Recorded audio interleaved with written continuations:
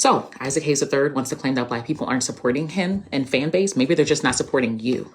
Hey, what's good, y'all? It's your boy, Who Is Raphael Leraux, your resident rapid VTuber, and today I wanted to do something a little bit different from the norm that I've been doing. Now, I am not a drama channel, I'm not a call-out channel by any means, and I have no interest in being that. But if you're on Black Threads, you probably already know what I'm about to talk about. But for those of you who are yet to be initiated, let me ask you a question real quick. When I say the name Isaac Hayes, what comes to mind? Great music? An iconic voice? The weird way that South Park absolutely defiled Chef's name, all because he got upset that they made fun of Scientology and left the show?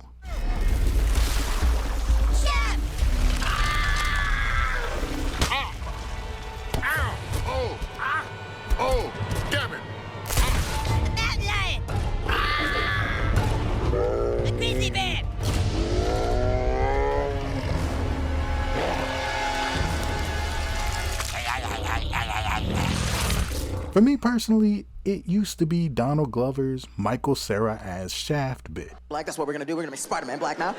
We're gonna make Spider-Man black. Well, why don't we just have Michael Cera play Shaft? And I didn't respond to any of the stuff I saw online, except for that one. I wrote back, yes. That would be fucking amazing. Fucking Michael Cera played Shaft. I'd watch that movie every day. I'd go broke. Just be like, hey, Shaft, what's going on, baby? Oh, nothing. Let's find some hoes. Like, that'd be so awesome.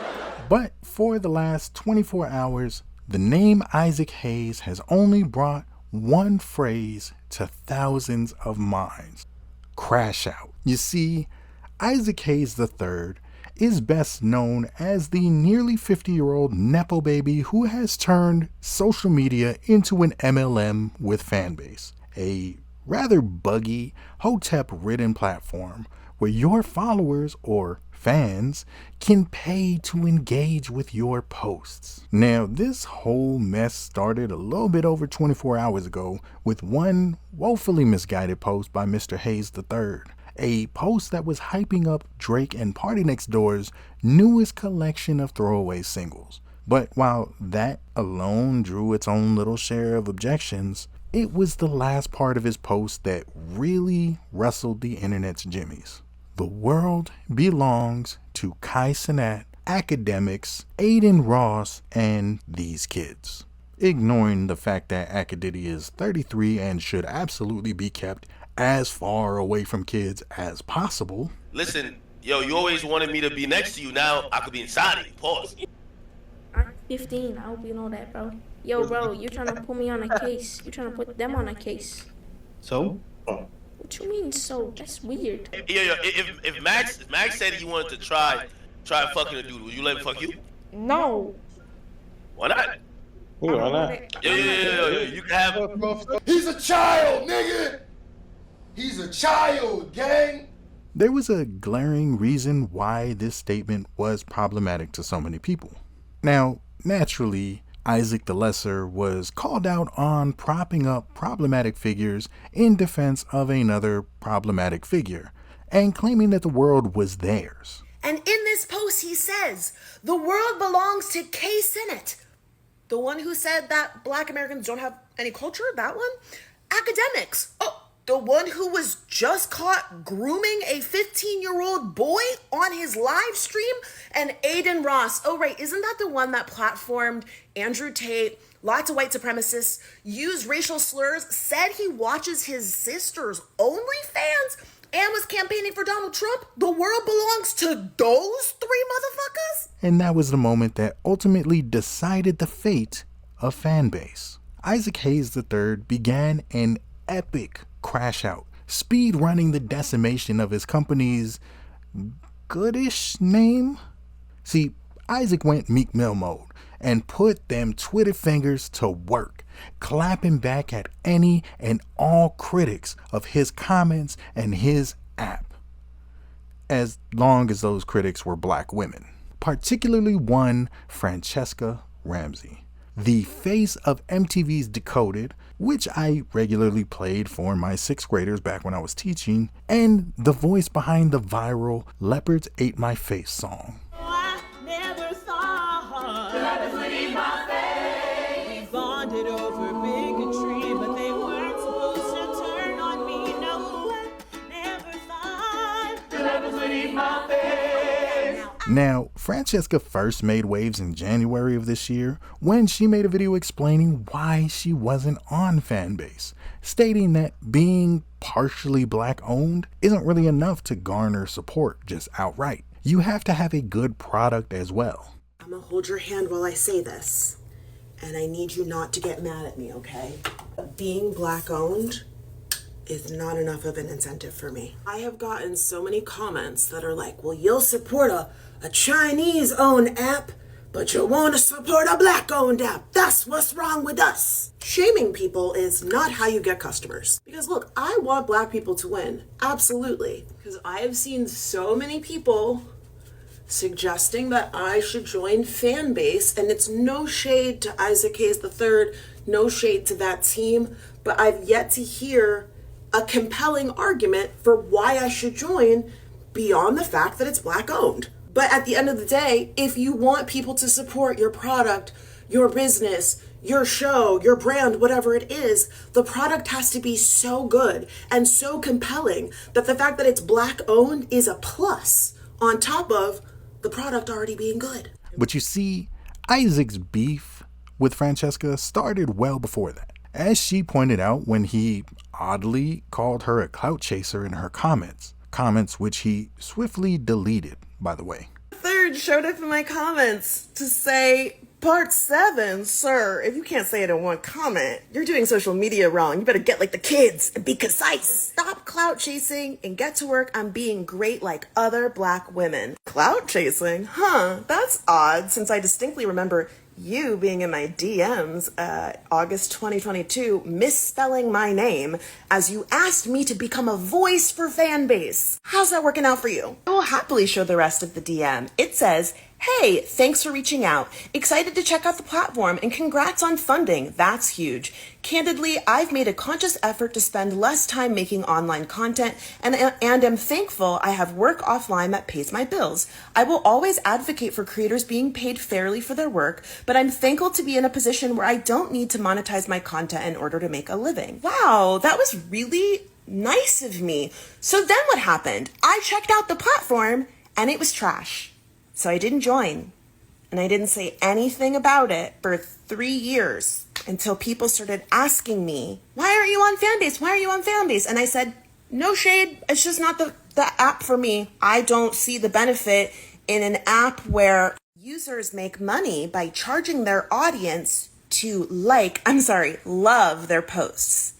Yeah, that's not how I want to make my money. Now, Isaac spent the better part of 24 hours personally attacking Francesca in her comments on Twitter, on his Instagram, and on his own Threads page.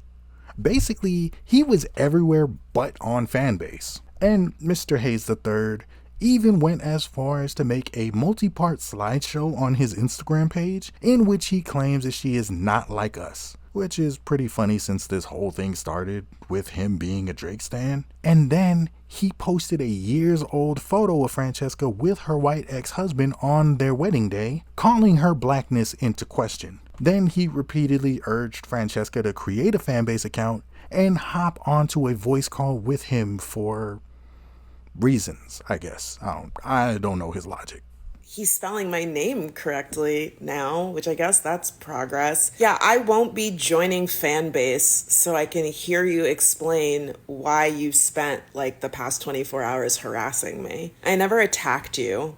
I just said, hey, don't prop up abusers and rapists and don't on black women. And then you said, here's why you're not black. Your ex-husband is white. You're not like us. You don't support black businesses. You never addressed anything that I said about your actions, nor the countless other black men who've criticized and critiqued your app. Only me and other black women are who you go after. And it's like so like painfully transparent, you trying to get people to join Fanbase in order to hear what you have to say. when you could do all of this on Threads, on Twitter, on Instagram, but now you want to go to Fanbase. Got it. Naturally, this all went over about as well as you would expect it to. Hundreds upon hundreds of comments pointing out that he always seems to have smoke for black women, calling him out on the blatant misogyny of his comments, bringing up his shady past with apps, and disrespecting black women. So I'm like, you know what? I'm going to put my own money, and I did, to the tune of tens of thousands of dollars, into creating an app community that is safe for us. I want it to be invitation only, I want it to be black only, and I want it to be called the Cookout. So we did all the work, we built the app, we used our own money, we trademarked the name. Basically, some black men on Clubhouse started pretending that they came up with the idea of having an app called the Cookout. So of course, people would hear them saying what they're saying, they would look up the name, and they would find us because we already existed and had a product in a registered trademark. But basically during this time on Clubhouse, those men started getting funding under our registered trademark. And so when we would go and start trying to look for investors, they would confuse us with them because they're like, well, we already have, people who are investing in the Cookout. Like, what do you mean? They had ruined so many potential investor deals for us. And at one point in time on Clubhouse, we started being very loud about this, and people started, more supporting us. But it was very disheartening because people like Isaac Hayes III, who had already been supporting these men and promoting these men, even after people like Isaac Hayes III learned about us and that we existed, they would come into rooms where we were discussing this and letting people know and spreading the word and fucking gaslight us.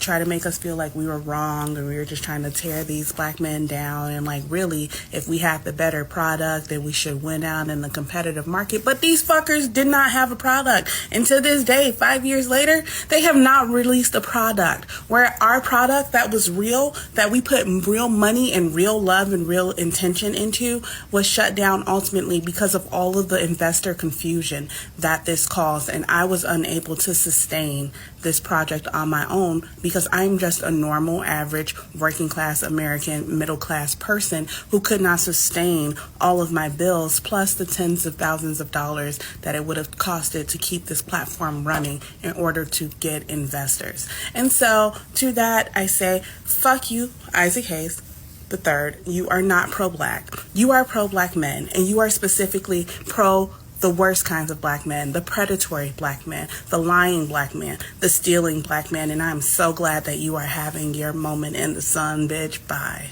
And now, after the mass exodus of Fanbase users, people are actually looking into his business model and realizing a few rather interesting things.